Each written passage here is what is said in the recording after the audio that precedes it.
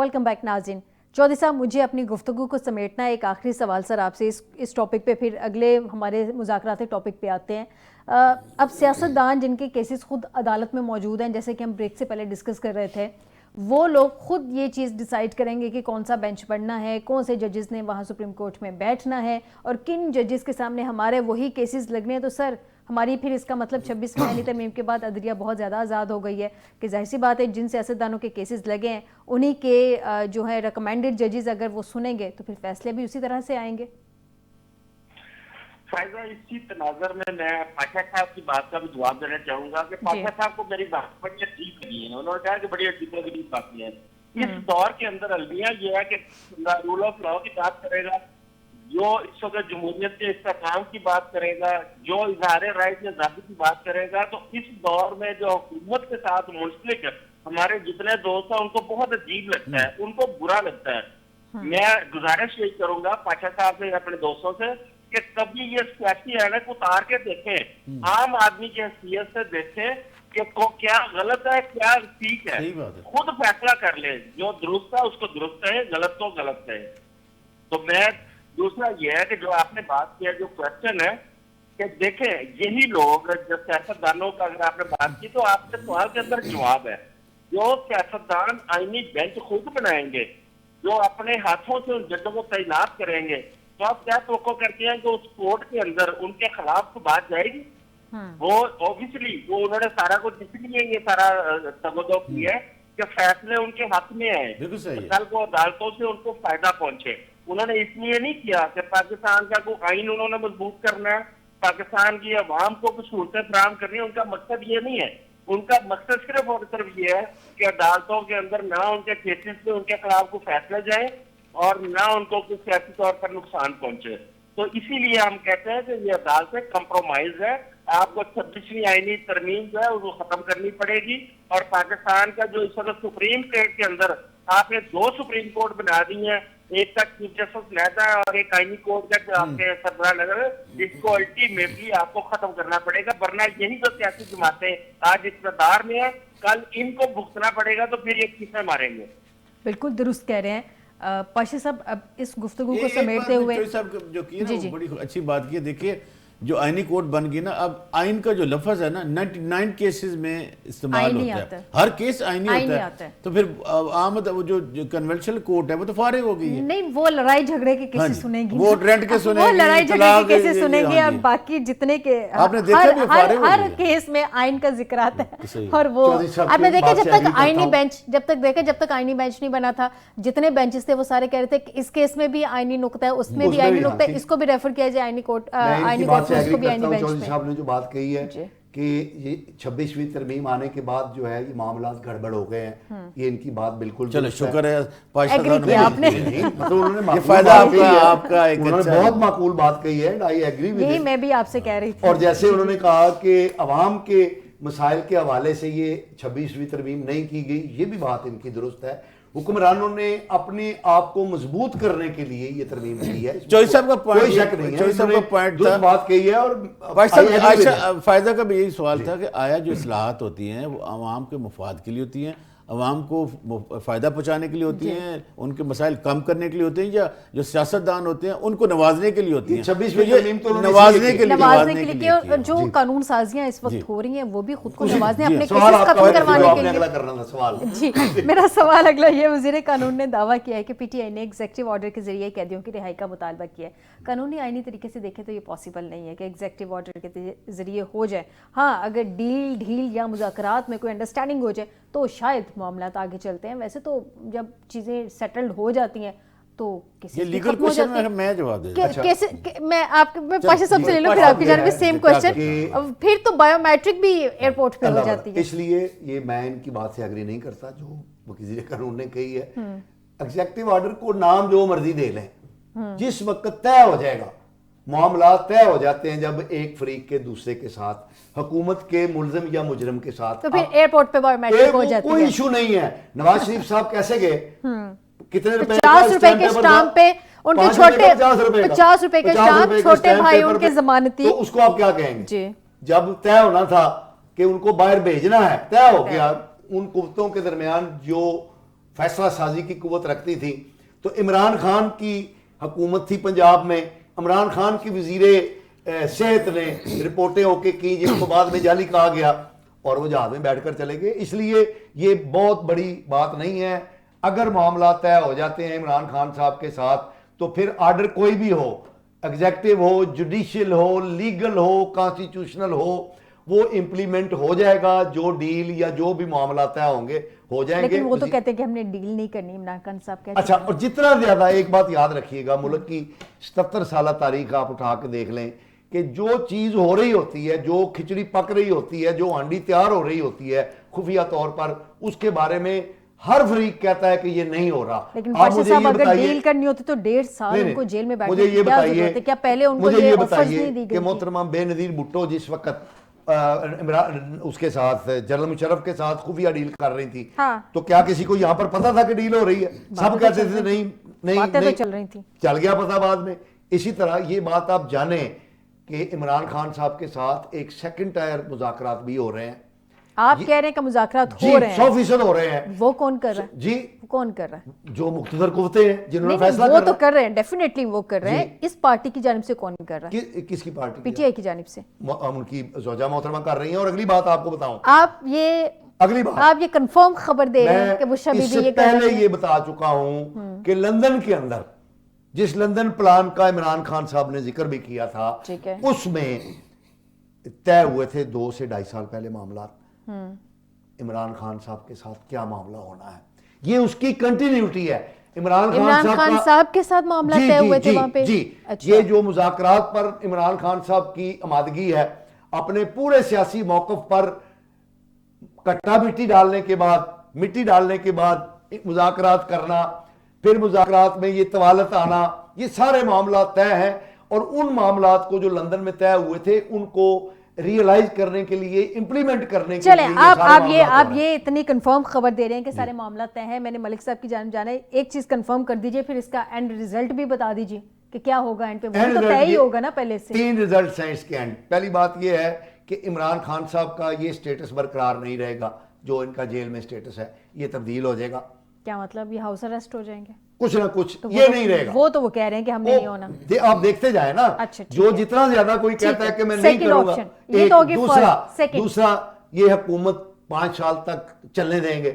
تو یہ جو بلاول صاحب اور دوسری کوششیں کی جا رہی ہیں ان ہاؤس چینجنگ کی, وہ یہ ایسے ہوتا رہتا ہے. تیسرا یہ ہوگا کہ یہ اپنی زبان جو ہے, زبان کے اندر یہ جو بہت زیادہ سختی ان کی ہے, اس میں آپ کو نرمی نظر آئے گی, یعنی کہ ٹویٹس میں بھی. خیر ابھی تک یہ نہیں ہو رہا. ملک صاحب پہلے آپ مجھے ذرا قانونی وہ بتا دیں, اس کے بعد میں آپ سے یہ جو مذاکرات میں کے دوران جو زبان کی نرمی کی بات کر رہے ہیں اس پہ آتی ہوں. یہ ایگزیکٹو آرڈر کے ذریعے قیدیوں کی رہائی کی آپ کہہ رہے تھے کہ آپ سے لیگل کوشچن. فائدہ ایگزیکٹو آرڈر کے ذریعے قیدیوں کی رہائی تو نہیں ہو سکتی ہوتی, قانون میں تو نہیں ہے. لیکن جس قسم کے حالات لندن سے لے کر لاہور ایئرپورٹ تک آپ نے دیکھے ہیں, تو اپوزیشن اسی کا کہہ رہی ہے کہ دیکھیں نواز شریف صاحب کو کس طرح لایا گیا, اسحاق ڈار صاحب کو کس طرح لایا گیا, شہباز شریف صاحب کے کیسز کس طرح ختم کیے, حمزہ شہباز کے کس طرح ختم کیے گئے, کس طرح نواز شریف صاحب کو 50 روپے کے اسٹامپ پہ بھیجا گیا. انٹرسٹنگلی جس دن وزیر اعظم کا اوتھ کیا تھا شہباز شریف صاحب نے, اس دن ان پہ فرد جرم عائد ہونی تھی, اب وہ کیس ہی ختم ہو گیا.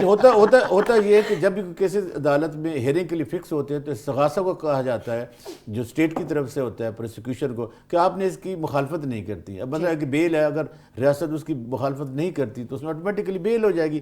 تو اگر کیسز ختم بھی ہونے ہیں تو تھرو ایک پروسیس کے ختم ہونے ہیں, یہ ایگزیکٹو آرڈر کے ذریعے نہیں ہو سکتے. وہ لا منسٹر چونکہ قانون دان ہے, خود بھی لوگ وکیل ہیں سپریم کورٹ پاکستان کے, تو انہوں نے یہ بات تو آئین اور قانون کے مطابق صحیح کہی ہے. یعنی کہ وہ دھڑ دھڑ جو عدالتیں ہیں وہ کیسز ختم کرتی جائیں گی, فیصلے ان کے حق میں آتے جائیں گے, یہ ہوتا جائے گا جیسے بڑے میاں صاحب کے ساتھ ہوا واپس آنے پہ. یہ کیسز ہیں کیا, مثلا عالی حمزہ نے 125 کہیں سے چرا لیا ہے, اسلام آباد میں جا کے انہوں نے ایک ATM مشین توڑ دی ہے, اور ایک دن میں اگر آپ کے خلاف 22 FIR ہیں تو وہ ذرا پولیٹیکل کیسز ہیں نا. دیکھیں سیاستدان کہتے بھی ہیں.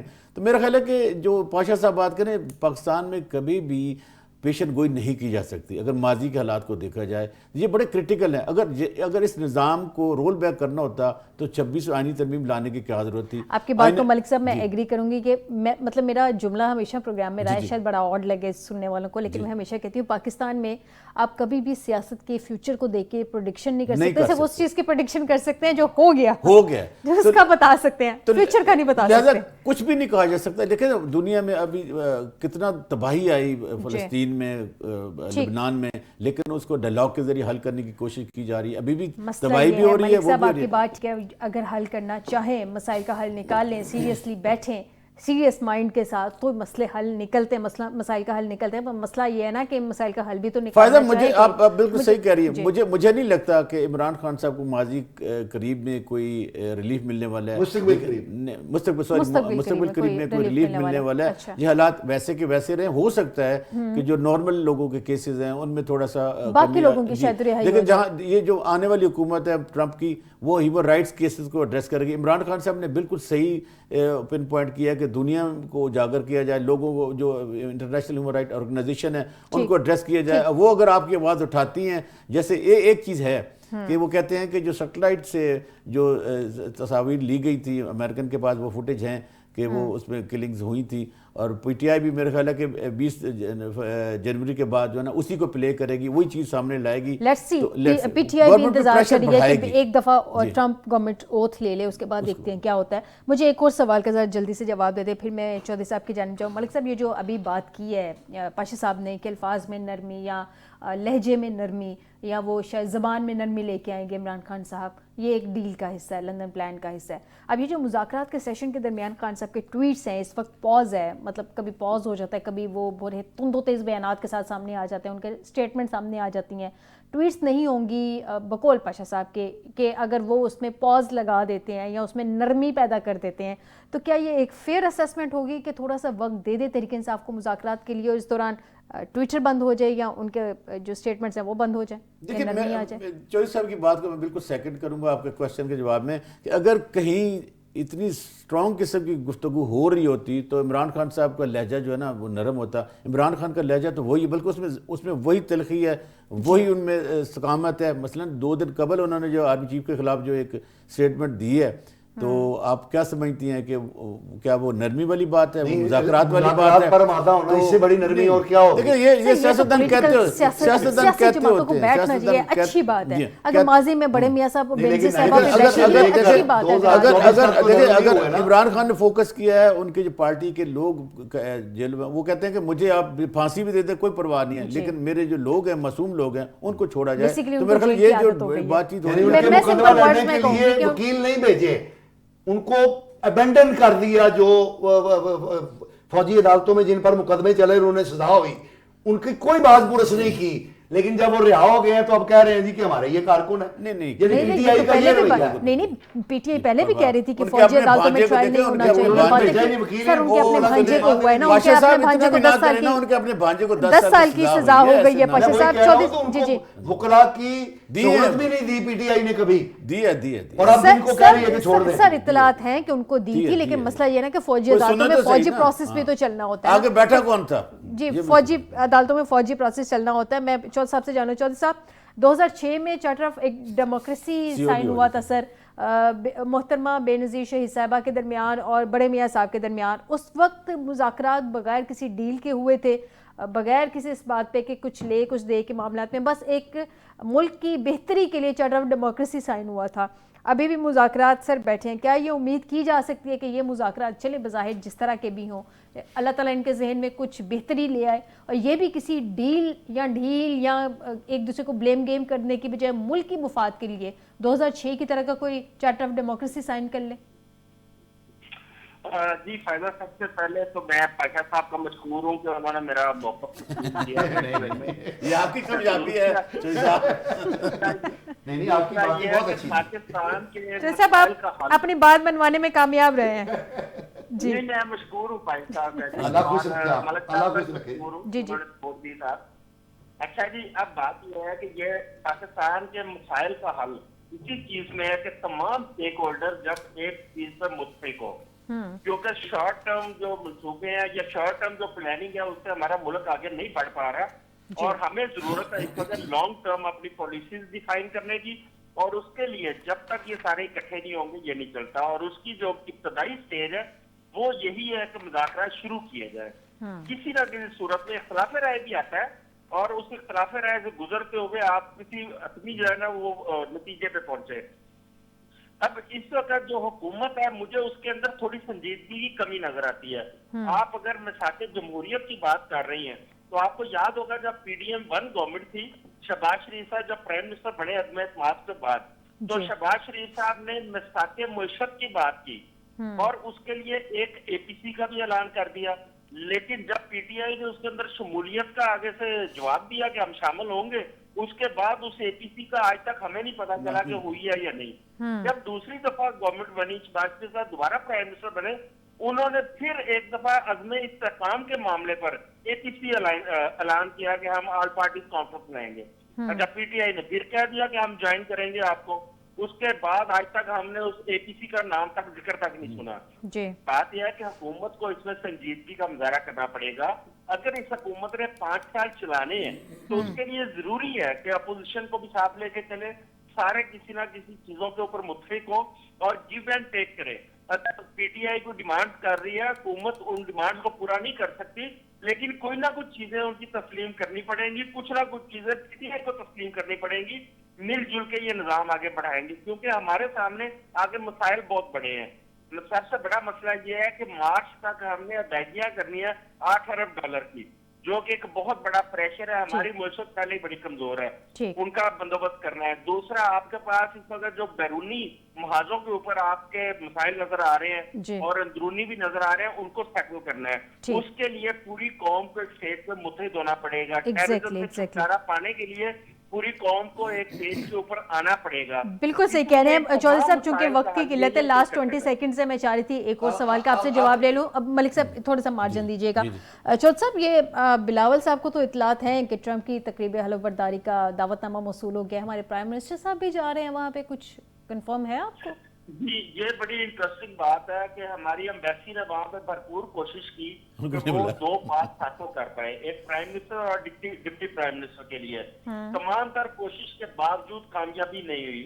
इवन के ये भी इतलात आई कि कुछ इंडियन बिजनेसमैन है वाशिंगटन के अंदर, उनको एंगेज किया गया कि वो अमेरिकन गवर्नमेंट से इनको पास लेके दें, लेकिन वो कामयाब नहीं हो पाए। हाँ, पीपल्स पार्टी की बहुत बड़ी कामयाबी है कि बिलावल साहब के लिए उन्होंने पास अरेंज किया और मैं समझता हूँ ये एक पॉजिटिव साइन है कि पाकिस्तान के एक सियासी शख्सियत वहाँ पे जाएंगी और ये पाकिस्तान के जो इस वक्त अमेरिका के साथ जो ताल्लुकात है उसमें बेहतरी के लिए एक अच्छा रोल प्ले कर सकते हैं। जी, बहुत शुक्रिया आज़म चौधरी साहब आपका भी, अब्दुल्ला मलिक साहब आपका भी, मुस्तफ़ा कमाल पाशा साहब आपका भी मुझे प्रोग्राम में ज्वाइन करने के लिए।